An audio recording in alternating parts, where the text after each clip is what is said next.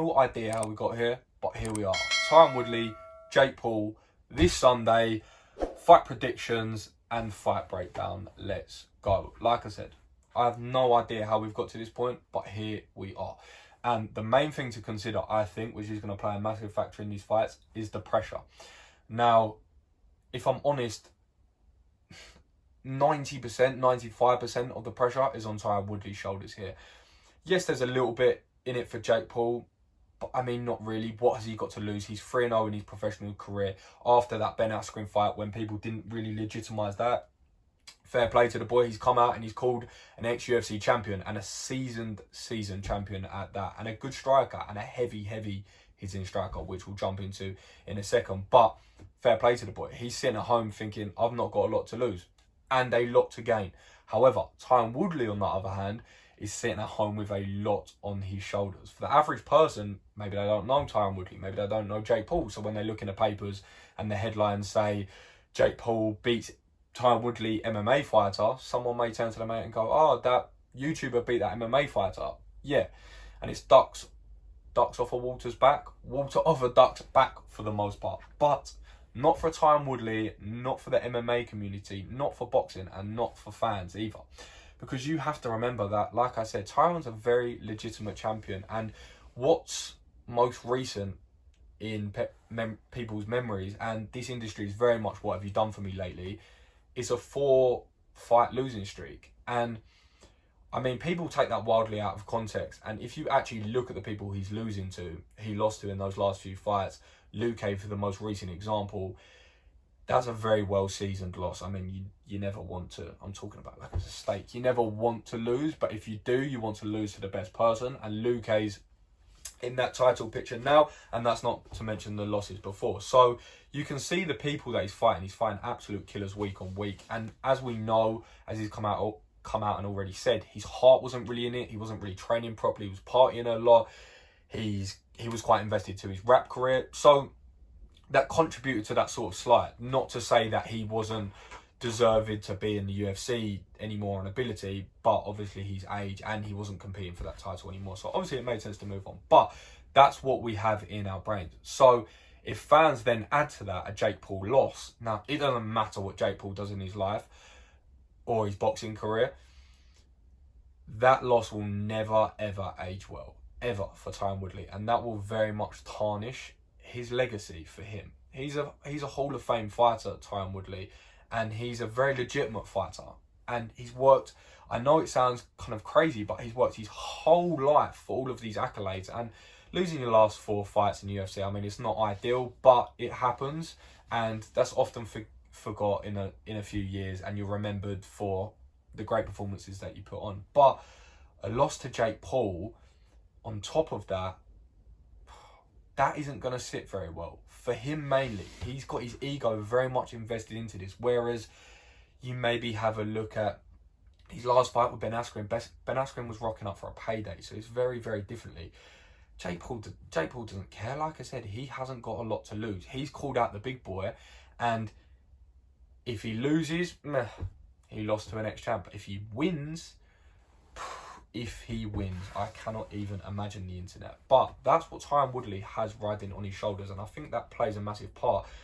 And the second part to that is, what Tyron Woodley are we going to get? I know that it's hard to even talk about Jake Paul because where's his skill level at, and you can't judge sparring videos too much or pad work too much, and a lot of people do online. I'm probably sure I'll jump into that in a minute. But we don't know where Tyron Woodley's at mentally and where he's at physically. And what I mean by that is he still partying a lot? Is he still very invested into his rap? Is he taking a lot of time for other businesses? And whether he is or not, I mean, it doesn't really matter. For him, he can do whatever he wants. But what I mean by that is the little content I've watched of Jake Paul, obviously I've watched a lot more in the build-up, he's hungry. He's really, really hungry for this fight. And this last 3 years, he's dedicated his life to boxing pretty much entirely. I mean, he's a professional boxer now. So, yeah, he has dedicated his last 3 years to boxing and training. Not only one discipline, which is different to Tyron because he hasn't had that just focal point of boxing, but also training hard for 3 years. And every time I see his videos, you can see that he does train hard. He's hungry, and he's really, really hungry. And everyone that I sort of see interviews with, or sparring partners, or whoever it may be, the most convoluted links to Jake Paul, all they say is one thing: he's hungry. Like, he is hungry for this fight. So if Tyron Woodley doesn't bring it in his training, if he's not mentally there, I think he loses his fight before he even gets into the ring. But what I can say, what I have seen from Tyron Woodley is not that. He's obviously committing a lot of time to it, well, of what it seems and of what he says. But you would imagine he was, because like I just said a second ago, he's not going to want to tarnish his legacy with a YouTuber. And that is how it will be portrayed, because you have to give props to Jake Paul. He is a 3-0 professional boxer, and I think if we scratched his name off of the card, maybe people would be looking at this fight very differently. They'll be seeing a 3-0 professional boxer against Tyron Woodley, who is his first fight. And not to say that everyone thinks, oh, the pro would still win, but it would probably likely be a very different conversation. And I was watching Gilbert Burns' interview the other day, and he basically went to train at a gym, and one of the pad men that he was working with said that he held pads for both of them. Now, we know Tyron Woodley's got better striking, we know that, but he was saying Jake Paul's a big boy. We know this. He's 6'1", he's over 200 pounds, and Tyron Woodley's 5'9", and that will play a part. It has to play a part, especially in terms of just his length. He's just longer, he's rangier. But as I was saying, the padman said that he just outworked him above all else, Tyron Woodley. And not to say that he was competing them too mentally, but he was just saying that he was hungry. He worked hard. He said he probably worked 3 times as hard as Tyron Woodley. And if I bolt that onto what I've seen and what I've heard people say, it really starts tipping the scales for me. Because if we have a look at actually how this fight breaks down, like I said, it is a flip of the coin who wins this. And with MMA, it's quite easy. I say easy. We look at 2 fighters and we say that's their strength and that's their strength. If they both pair up, if they both have their best day, and 9 times out of 10, this is probably how it will play out. But we have no idea with this one whatsoever. Obviously, as we know, Tyron Woodley's not a volume guy. He's a power puncher. That's not all he has to his game, of course. But he's not a volume guy whatsoever. And I think that could play a part in it. It could be the case that Jake Paul comes out, and I don't think he's gonna play it stupid. I think he's gonna play quite a cerebral fight. I mean, he knew with Ben Askren he could just probably dominate him. He could hit harder. He could be more aggressive, and he could dominate that exchange. And he has done that with all of his fights to date. But he knows he won't be able to do that with Tyron Woodley. He won't be able to intimidate him, get in his face, and knock him out in the first rounds. And he said this as well. He said he knows it's going to be a dogfight and it's going to go into the later rounds. And I think if that is to happen, I think after the first round, Woodley's odds is just diminishing returns. That's what I think. I think after the first round, if we were to compare it to the McGregor-Poirier fight, I think after that first round, Conor's odds of winning go like that. And I do honestly think that's the same with Tyron Woodley. I think if Jake Paul comes out, and I know this is easier said than done, but if he comes out and he keeps him at range, which, not to quote his sparring partners too much, said he does very well, to keep him at range, keep him at an arm's length, and just to maybe make it a bit heavy, maybe to keep his weight on him. And like I said, maybe just work off the first round, just shake off the ring rust. Then we go into the second, a bit more of the same. And next thing we know, 3-4 rounds down, maybe a ton hasn't happened, but Tyron Woodley's maybe tiring a little bit, and a little bit of that pop is taken off the shots. And like we said, we know Tyron Woodley's not a volume guy, and I'm not saying that he's not going to be able to knock Jake Paul out in the later rounds. That's not what I believe whatsoever. I think he's just as capable in the 7th or 8th in knocking him out with one shot as he is in the first. But I think after 4 rounds, potentially, and you're sitting there thinking, okay, Jake Paul maybe up on points here. It may be up on points, and then it's a harder fight for Tyron Woodley to get involved in, and then we're probably going to have to sort of see that come out of him, and he's probably going to have to brawl a little bit more, and he's going to start having to let that right hand go a little bit more. And if he cracks him, I think that ends the fight. I do. But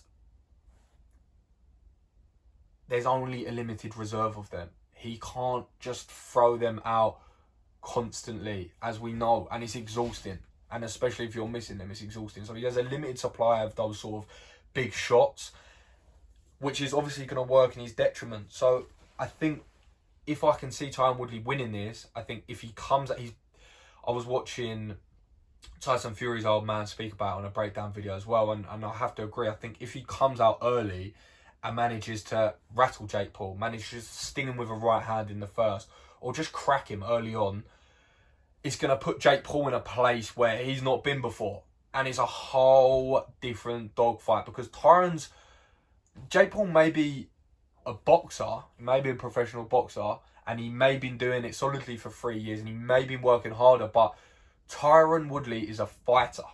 He is a fighter, and he has been his whole life, and there is a difference. And MMA, it's basically sanctioned street fighting. I was listening to someone talk about it the other day, and they said obviously there's a ref in the cage, but you don't even recognise him.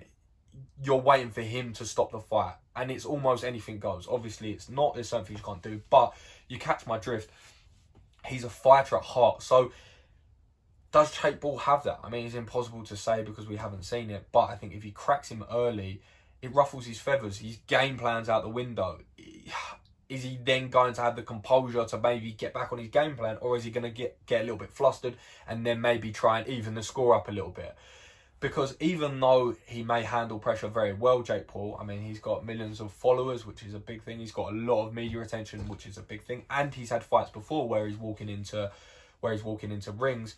We don't know what he's like under adversity. And when you've got someone like Tyron Woodley in front of you, and when you've been cracked and you've been cracked hard, it's a whole different story. So I think if Tyron Woodley wins, I think he has to get it done early. I think he has to get it done early, or rattles him early. And I think that's massively important, because I think the longer the fight goes on, if that isn't to happen, if Jake Paul is to keep him on range, if he is to keep his weight on him, if he is to keep things heavy and tiring, then I think it's his fight to win, definitely. But am I betting against...